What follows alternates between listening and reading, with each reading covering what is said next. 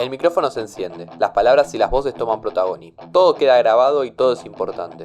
Porque no importa cómo te llames, qué estudies o a qué te dediques, todo el mundo tiene algo para contar. Porque hay historias que merecen ser escuchadas y temas que vale la pena debatir. Y no importa si se habla mucho, si se da vueltas, si se pregunta o se repregunta, si es un mano a mano o una charla, porque lo importante es eso. Porque a veces está bueno distenderse e irse por las ramas.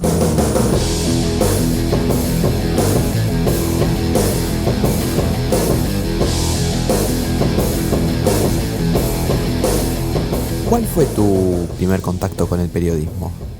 Uf, qué buena pregunta. Eh, no sé si puntualmente recuerdo ese clic de decir, esto es periodismo. Sí recuerdo mucho de pibe leer el diario, ver las noticias, ver la tele, noticieros, o sea, meterme en ese mundo, pero no como decir, no sé, leer Operación Masacre y que me haga un clic la cabeza. No recuerdo un momento así. Sí recuerdo estar leyendo. Sí recuerdo la primera vez que entendí lo que era un multimedio, que fue que me acuerdo que veía las tablas de rating que salían en el suplemento espectáculos de Clarín, y me acuerdo que siempre le daban bomba a los programas de Clarín. Y yo decía, che, pero ¿por qué siempre hablan de los programas que salen en Canal 13, tipo estreno, o le dan mucho bombo cuando fueron el canal más visto? Y después ahí sí de grande me hizo un clic cuando entendí lo que era un multimedia y dije, este recuerdo que tengo, digo, lo había cuestionado a los 7 años. ¿Y el colegio ayudó también a ese proceso? No, no porque no tuve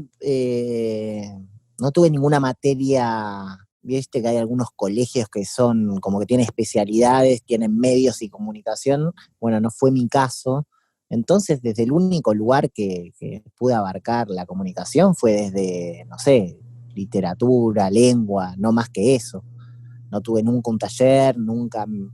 Creo que en la primaria solo me llevaron de excursión al Museo de los Niños y entrabas ahí a un pseudo estudio de televisión y radio, nada más. ¿Y hubo un momento específico en donde dijiste, yo quiero hacer periodismo, quiero seguir por este lado?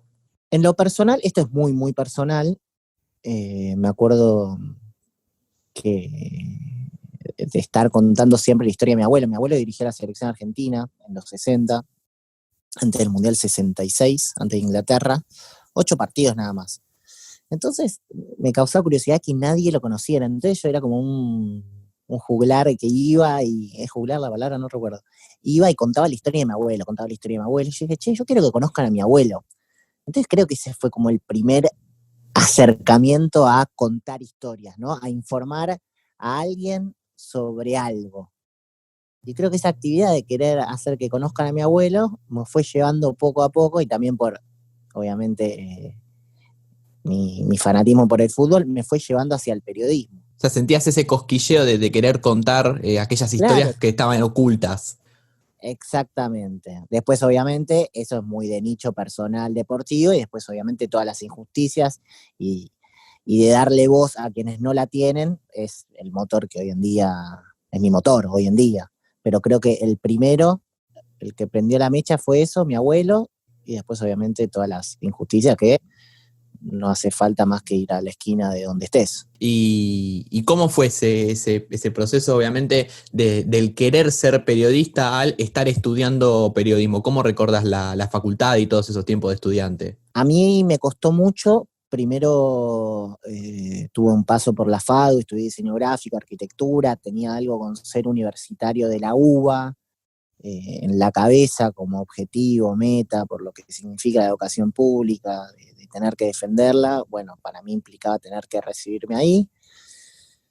No sé qué onda, el Lautaro de 18 años, pero medio que me anoté en demasiadas materias, colapsé, entonces empecé a cuestionar mi elección. Obviamente es muy difícil también, ¿no? A los 18 años saber qué querer. Antes, Ah. en realidad, a los 17, hace 5 años, me inscribiste acá. En esas dudas me di cuenta de esa historia de mi abuelo, que me gustaba hablar, me gustaba expresarme, comunicarme, alzar la voz, contar historias. Y dije, bueno, debe ser periodismo. yo lo veía más por el lado de tele, ¿no? Digo, esto que te digo, expresarse, comunicar, hablar, o radio también. Es más, una de mis hermanas me decía radio de chiquito porque no paraba de hablar.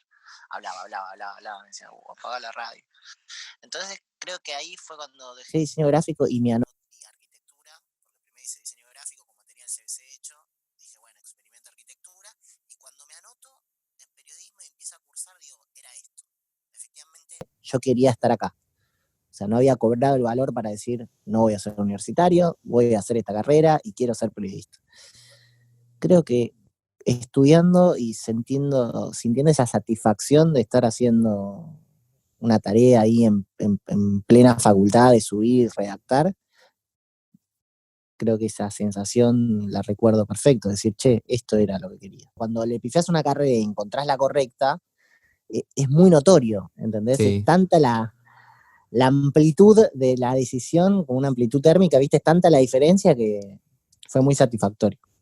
Sí, y respecto a eso, a mí no me pasó. Yo, por ejemplo, yo elegí periodismo y fui por ese lado. Obviamente en el secundario siempre hubieron algunas materias. Lo que sí me pasó en el primer año, y esto lo relaciono con lo que me contabas, fue que en primer año me fue muy mal. Literalmente desaprobé 3 de las 4 materias que había y me replanteé seguir o no la carrera porque pensaba que quizás no era lo mío. ¿Te pasó eso alguna vez? Sí, obvio. Pero estudiando, laburando,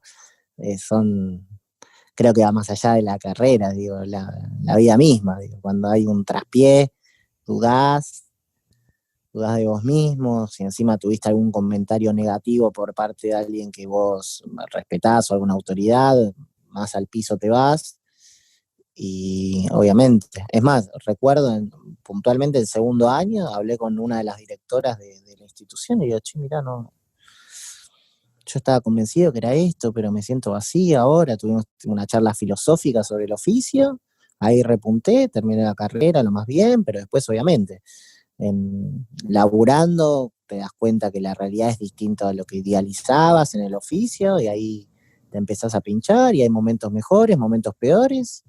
Y creo que parte del oficio es criticarse constantemente, así que tiene sentido que nos critiquemos con la decisión, si fue correcta o no correcta. Y eso también es algo que pasa mucho y quizás, no sé si pasa solamente en el periodismo, pero es muy marcado y recuerdo a los profesores que nos hablaban de ese tema, es el tema de la idealización del trabajo periodístico, el cómo es la redacción, cómo es la cuestión laboral, y lo comentabas vos bien, esto de después te tocó replantearte la carrera cuando descubriste cómo era el trabajo en una redacción y todas las cosas que eso conlleva.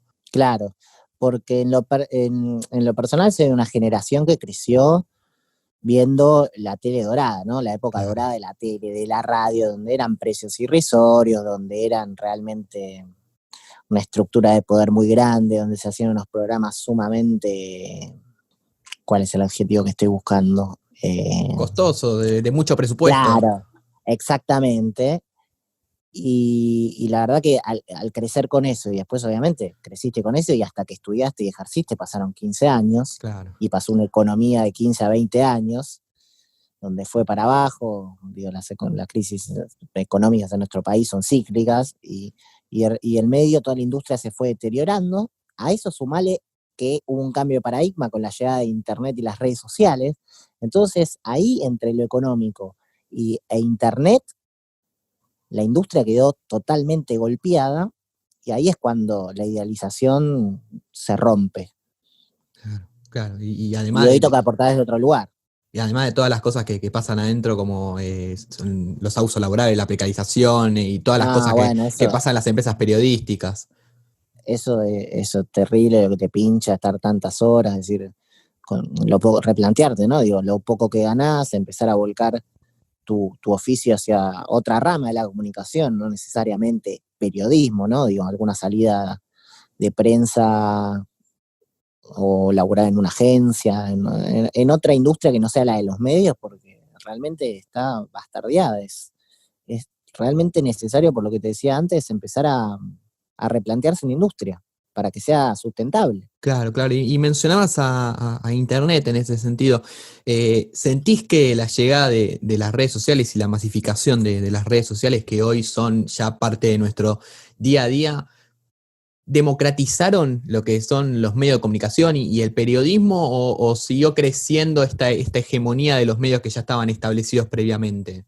Creo que las dos cosas, digo, los medios que son hegemónicos siguen siendo hegemónicos mientras no se los regule, y las redes sociales vinieron a democratizar porque, claro, antes esos medios eran el monopolio de la información. Digo, vos querías saber de una historia y solo tenías un lugar para enterarte, ¿no? Que eran los medios tradicionales. Hoy en día las audiencias empiezan a encontrar otros formatos. Antes el formato era tele, radio y gráfica, ¿no? Ya sea una revista o un diario. Y hoy esas audiencias que miran la tele, la radio, se encuentran con, che, mirá lo que encontré en YouTube, mirá este canal, mirá esta cuenta de Instagram, mirá esta cuenta de Twitter, mirá este newsletter.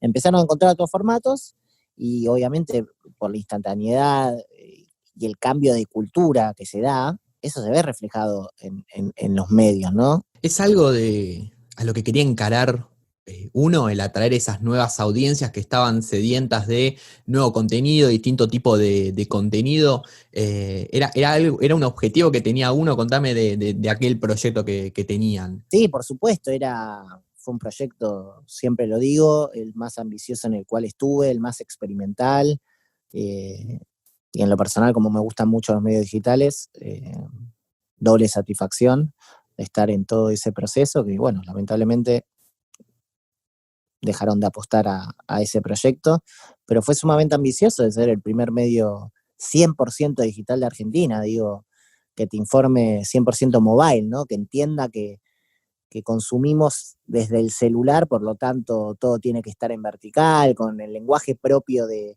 internet y del celular. A mí la verdad que me parece, ojalá que haya marcado el camino de lo que se viene, porque para mí no sé, como el aborto, son cosas que van a pasar, ¿viste? No queda otra. Lo que es la facultad, quizás para hoy, lo que se egresan hoy quizás no pasa, pero quizás hasta hace pocos años sí, el estilo formativo es muy estructurado, basado en lo que era el viejo periodismo de redacción, el viejo periodismo más de gráfica, más allá de que obviamente estén adaptados las nuevas tecnologías. ¿Te pasa a veces de que te complica quizás a la hora de plantear alguna noticia el salir de la vieja estructura del periodismo? Sí, re.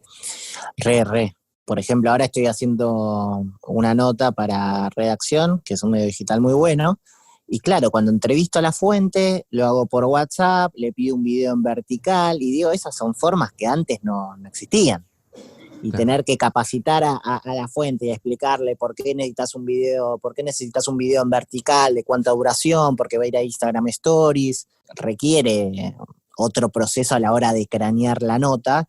Y por supuesto, justo ahí decía, ahora, quienes estén cursando ahora, no les pasa, pero mi generación sí nos pasó que quedamos ahí como en la época de transición, y cuando yo estudiaba, que estudié en TEA, no teníamos plataformas digitales, que es la materia que justamente hoy estoy dando, ahí no existía. Entonces, en uno me encontré laburando de host cuando no había estudiado absolutamente nada en la cursada.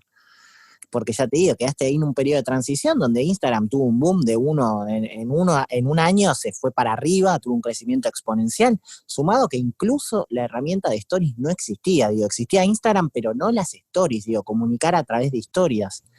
Por lo tanto, lo digital realmente está tan en constante cambio que hay que estar todo el tiempo, que es muy bueno lo de la cultura digital, que como todo el tiempo tenés que estar probando cosas nuevas, se empieza a aprender mucho del error y se lo empieza a estimar y no a subestimar, sino que se lo empieza a ver bien el error, como bueno, tenemos que probar esto porque es nuevo, es tendencia, y veamos cómo resulta. Y además por todas las herramientas tenés el feedback ahí en el momento, podés ver los números, podés ver los comentarios. Realmente es muy interesante. Arrancamos esta charla con esto de que vos tenías ganas y lo que te llevó a hacer periodismo era las ganas de contar historias, y hoy tu rol, o uno de tus roles, es enseñar a los que el día de mañana van a contar historias. ¿Cómo lo vivís vos por ese lado? con muchísima felicidad. Realmente a mí me da una alegría enorme cuando tengo que dar clases. Asumo con muchísima alegría la responsabilidad de formar periodistas, por lo tanto a veces me corro un poco de la currícula y hablo de las cosas que yo considero troncales, que es como ser buena persona, laburar en equipo, entender que los egos se dejan de lado, porque también en esto que hablábamos antes de la tele de los 90 hay mucho de la figura de una persona, ¿viste? Como que todo va detrás de una persona. Claro. Y yo no concibo el periodismo de esa manera, y bueno, poder transmitirle eso al alumnado, obvio siempre explicando y argumentando, no solo desde el punto de vista de una opinión, sino explicando cómo se ve una redacción, que cuando alguien es egoísta se nota mucho, contando vivencias, también preguntándole a ellos qué esperan, digo, qué les gustaría, y empezar a formar periodistas es algo que realmente me motiva un montón, me encanta, disfruto mucho. Ahora estoy re contento porque me dieron una comisión nueva. Creo que es un gran desafío, donde siempre les digo que lo más importante que les quiero transmitir es que tienen que ser sumamente precisos con las palabras que elijan, porque la palabra tiene un peso en sí misma, tiene un poder inmenso, que tengan perspectiva de género, que sean antirracistas, que estén defendiendo las voces que se intentan acallar. Y es una responsabilidad muy grande, y cuando ves que la estás transmitiendo y que después por feedback positivo te comentan las cosas buenas, obviamente también las cosas malas, porque es la única manera de mejorar, nada, te da mucha alegría. ¿Pensás que hoy en día en lo que es el periodismo, teniendo en cuenta muchísimas variables, desde la cantidad de periodistas que se egresan hasta los pocos puestos de trabajo que existen, hoy en día existe una competencia brutal en torno al oficio? Sí, por eso les resalto siempre lo del egoísmo. Hay muchísimo periodista que labura para sí mismo, no en pos de un crecimiento grupal. Esas cosas se notan mucho, ¿qué querés que te diga? También hay algo de la vieja escuela del periodismo de no pasar números, que mi agenda es mía y no la comparto, y todo eso que a mí me parece egoísta. Digo, somos un colectivo que está sufriendo condiciones laborales que son un desastre, y lo último que podemos hacer es no tendernos una mano entre nosotros. Digo, es lo último de lo último.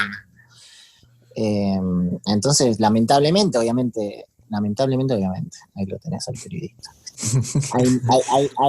Hay pocos lugares, hay muchas ganas de laburar, hay poca guita, entonces como que todo empieza a ser una nebulosa donde sálvese quien pueda, y en ese sálvese quien pueda hay personas que lo entienden desde el punto de vista individual, y siempre trato de transmitirles que la salida es colectiva, es la única manera. Ojo, que así como están estas personas, también está el eje del bien, digo, que lo malo no opaque lo bueno. Digo, hay un espíritu de solidaridad y compañerismo muy grande en el oficio, que diría yo es lo más lindo.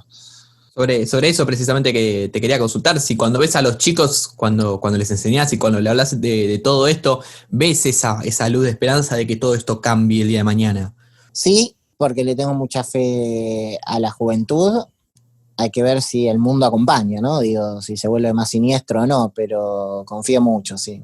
Yo creo que viene una generación que está atravesada por el feminismo, por lo tanto el compañerismo y la empatía son cosas que ya las tienen adquiridas desde más peques, y no a algunos que les cuesta y la adquieren de grandes, o tal vez ni la quieren.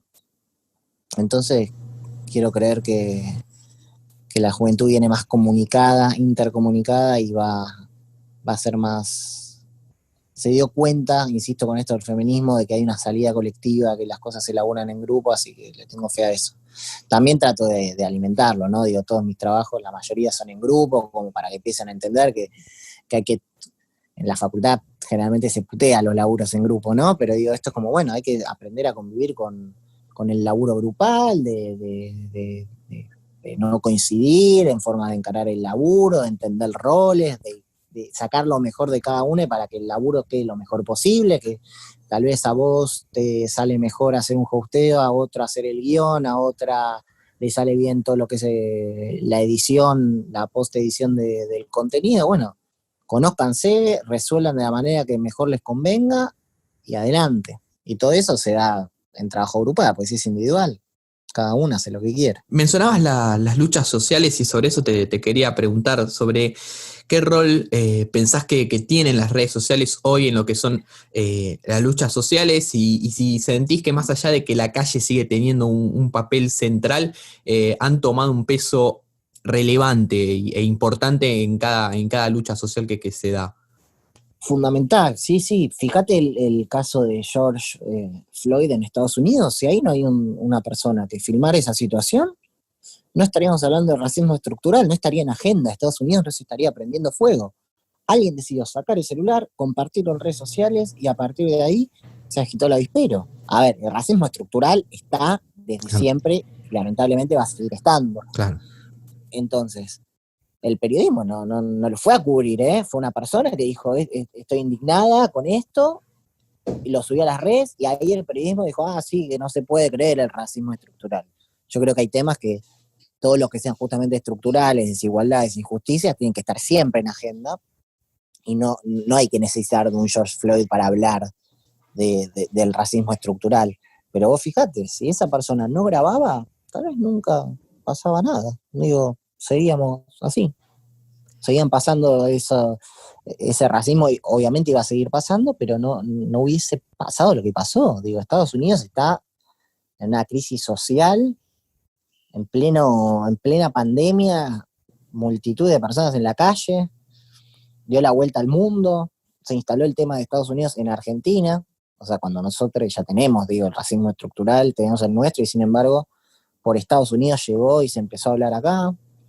Y las redes sociales también con muchísimos activistas, pero muchísimos activistas, que lo que no habla la tele, justamente esto que hablábamos de la monopolización de la información, la tele no hablaba de un montón de temas y los activistas pusieron el cuerpo para decir, che, mirá, no hay cuerpos gordos en la tele, no hay trans, no hay negres, y nosotros estamos acá y te contamos lo que sufrimos, y también nos enseñan un montón en cuanto a destrucción, en cuanto a deconstrucción. Destrucción es al sistema antiguo que nos sigue dominando, pero ellos nos enseñan con la deconstrucción a ser antirracistas, feministas, a que haya menos gordo odio en la sociedad. La verdad que merecen un reconocimiento que no sé si lo tienen.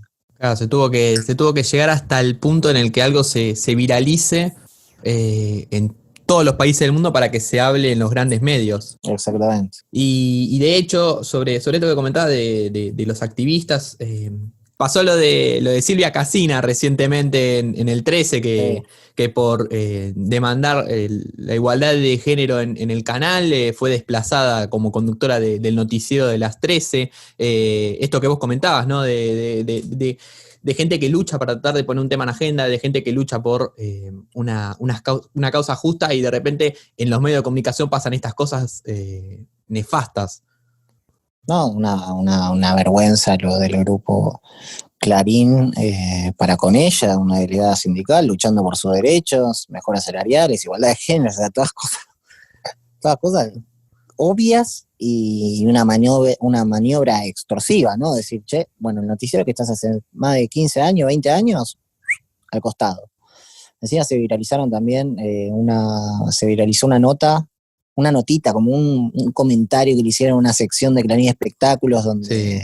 Hace algunos años. La viste hace algunos años, creo que desde el 2016, donde ella decía al aire que había que seguir peleando por los derechos, creo que era una efeméride de Juana de Arco, y ella dijo a seguir la lucha, y en la notita esa de esa sección decía, ojo con Juana de Arco, que terminó... Qué malo era.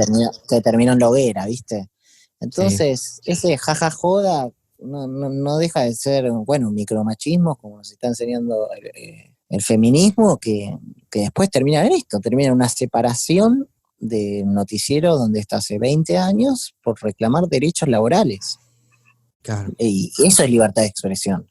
No el show mediático de algunos periodistas que lloran que no tienen libertad de expresión cuando están en programas de prime time y se pueden expresar y decir lo que se les antoje. Eso es realmente falta de libertad de expresión. Lo que está sufriendo la compañera y todos tenemos que repudiar porque el silencio es complicidad.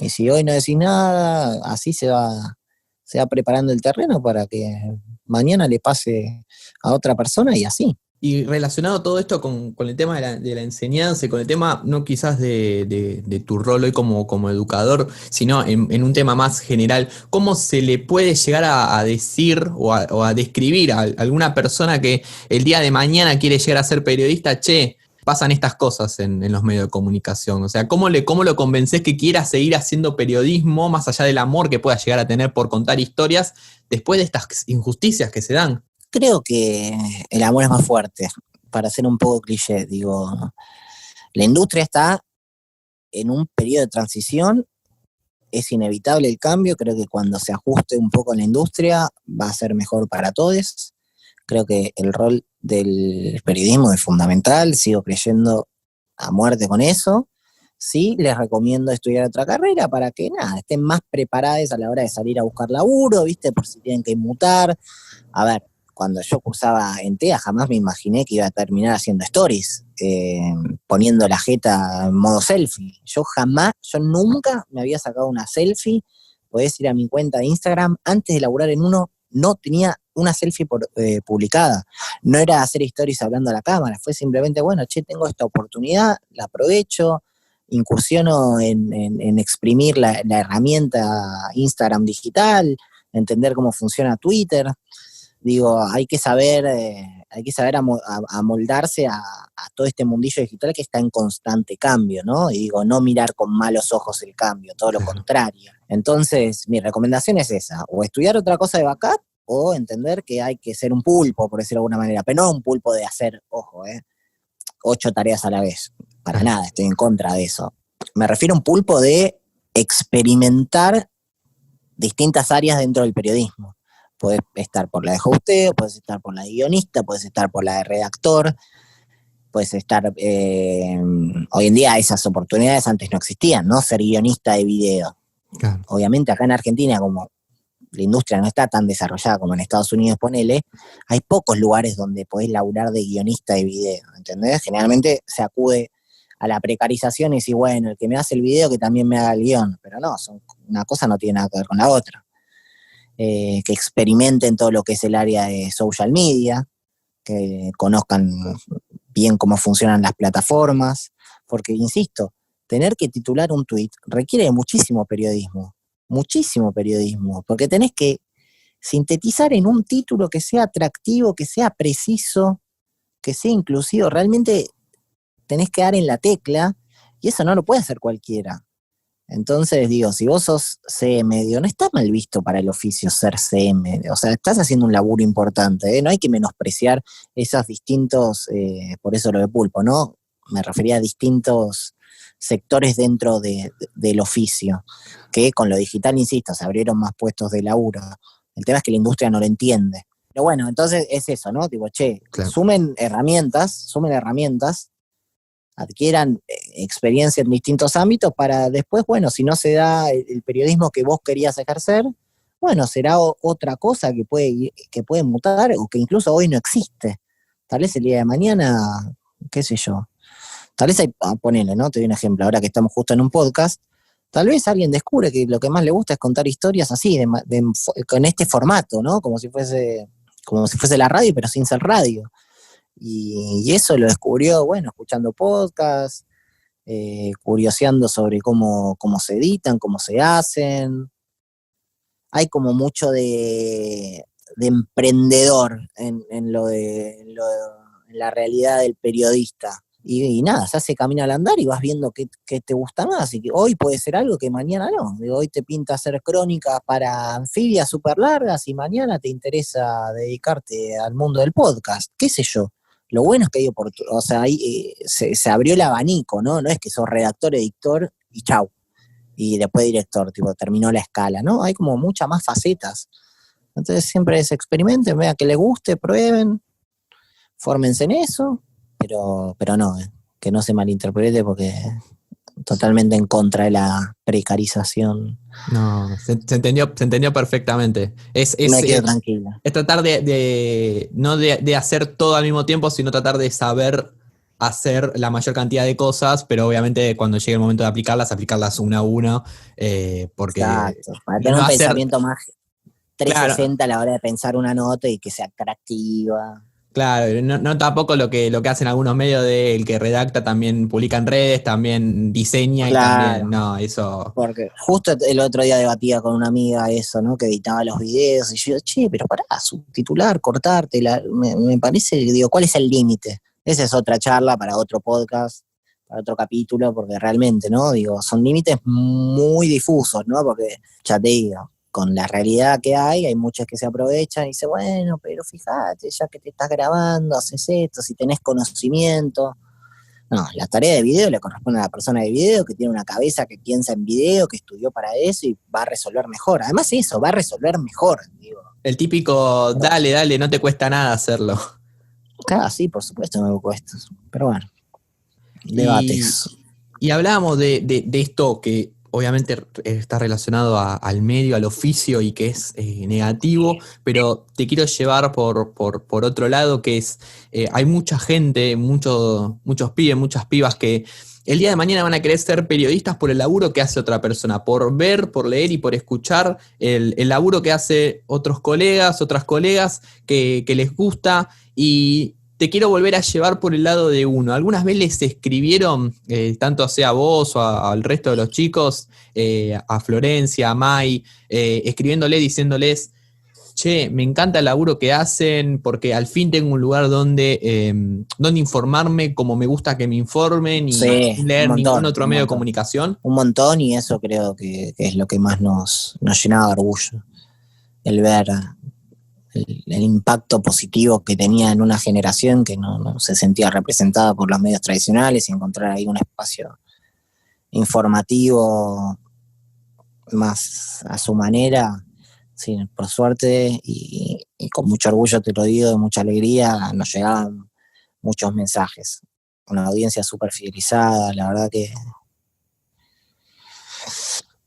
no entiendo cómo dejaron de apostar a ese proyecto, pero bueno, hay que entenderlo en las dimensiones de un monstruo como es el Grupo América y ahí tal vez es más entendible, en un proyecto chiquito para ese grupo y nada, optó por seguir apostando a lo tradicional. Yo estoy seguro que en 10 años se va a arrepentir, pero bueno, 5 años menos, pero a la larga se va a arrepentir.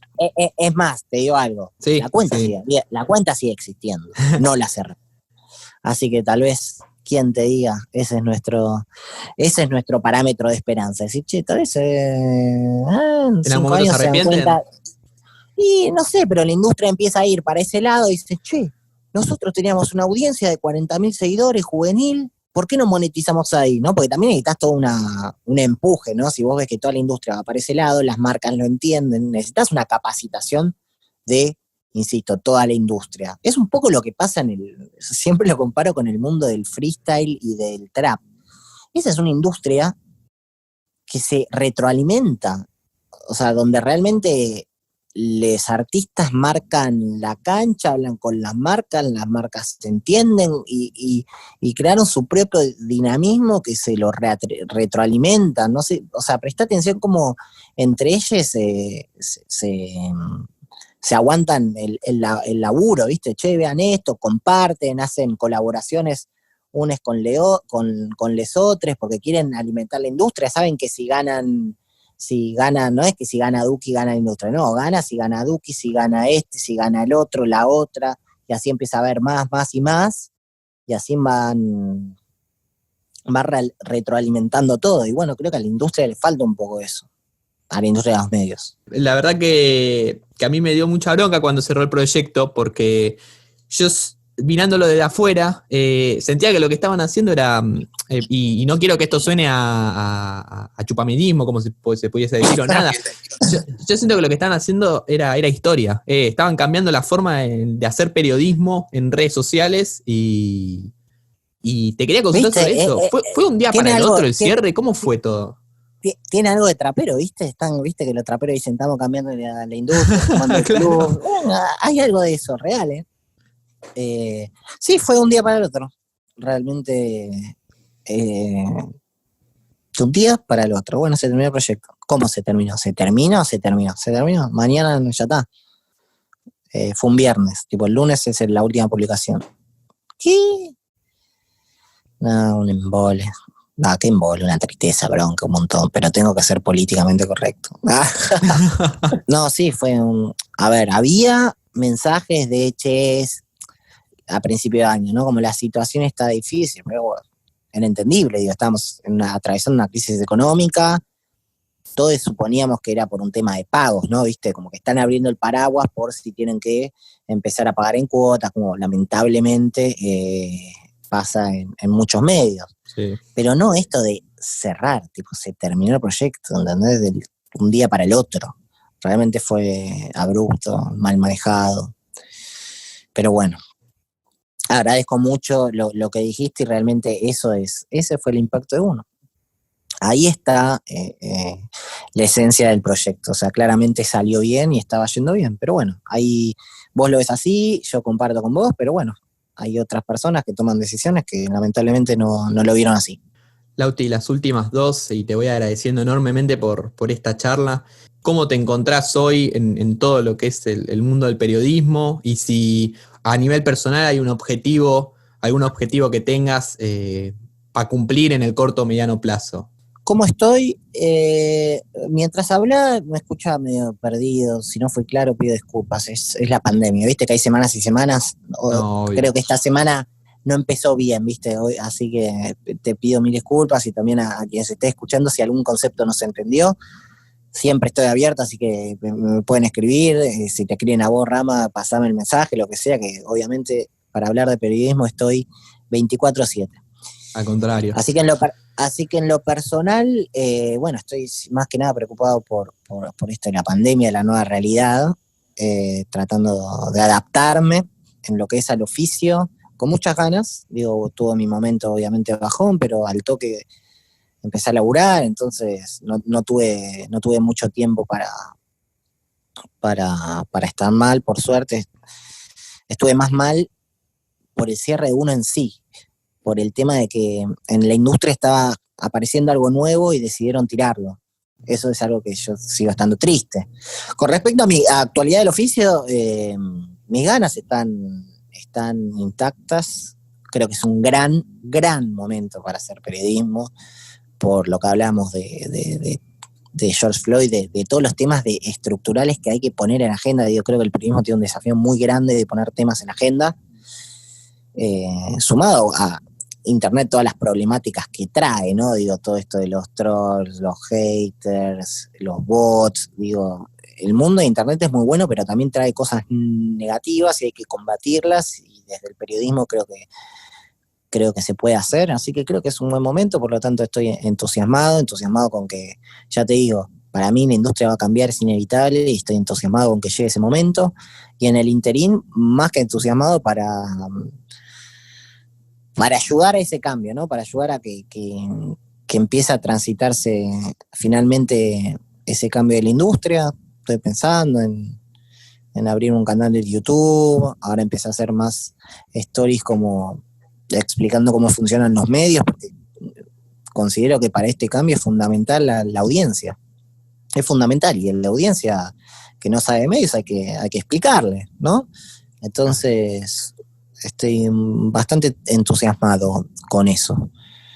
De toda la charla hablamos de enseñar, de comunicarle a los nuevos periodistas a ser mejores, y mencionándolo también con la última respuesta, esto de que hoy es la mejor época para hacer periodismo y de que se viene una industria mejor. Si tuviese que elegir un solo consejo que le darías a algún joven periodista o estudiante de periodismo que esté escuchando este podcast, ¿cuál sería? El de Kapuscinski, ser buena persona, es fundamental. Detrás del ser buena persona hay un montón de cosas, ¿no? Digo, ser empático, entender, ponerse en el lugar de la otra persona, entender las desigualdades, las injusticias, dónde estamos parados. O sea, realmente detrás del ser buena persona que dijo Kapuscinski hay un montón de cosas. Así que ese es el mejor consejo que puedo dar, que justamente también habla un poco del periodismo que quiero comunicar, que es, ya lo dijo otra persona. Agarrémonos de lo que dijo y vayamos detrás de eso. Lauti, muchísimas gracias. Un placer haber podido charlar con vos.